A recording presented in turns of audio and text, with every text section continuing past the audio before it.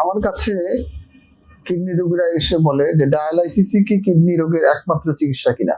আমি যেটা বলি, কতদিন ধরে কিডনি রোগে ভুগতেছেন, আপনার ডায়াবেটিস আছে কিনা, প্রেশার আছে কিনা, কি কি ওষুধ খাচ্ছেন, এর মাঝে কোনো ব্যথার ওষুধ খেয়েছেন কিনা, আপনার হার্টে কোনো সমস্যা আছে কিনা, হার্টের জন্য বিভিন্ন পরীক্ষাগুলো করা, যেমন অ্যানজিওগ্রাম বা এই ধরনের কোনো পরীক্ষা করছেন কিনা, রিসেন্টলি বা সম্প্রতি আপনি পাতলা পায়খানা, বমি এসব হয়েছে কিনা, এই জিনিসগুলো আমি জিজ্ঞাসা করি।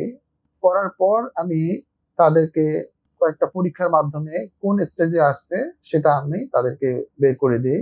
ধরেন তার সিকিডি স্টেজ 3, 4 বা যেটাই থাকুক না কেন, তার কিডনিটা যে স্টেজে আছে সেটা যেন সেখানেই স্টেবল থাকে, অথবা ভালো হয়ে যায়, অথবা খারাপ যাতে না হয় আর। এই জন্য আমি তাদেরকে বলি আপনারা কোনো প্রকার ব্যথার ওষুধ খাবেন না, নিয়মিত ব্যায়াম করবেন, শরীরের ওজনটাকে নিয়ন্ত্রণ রাখবেন।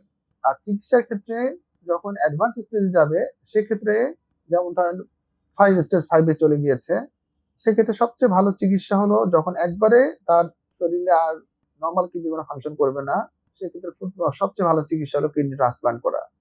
আর দ্বিতীয় অপশনটা হলো আপনার ডায়ালাইসিস। এটা রক্তের ডায়ালাইসিস হতে পারে অথবা পেরিটোনিয়াল বা পেটের ডায়ালাইসিস হতে পারে।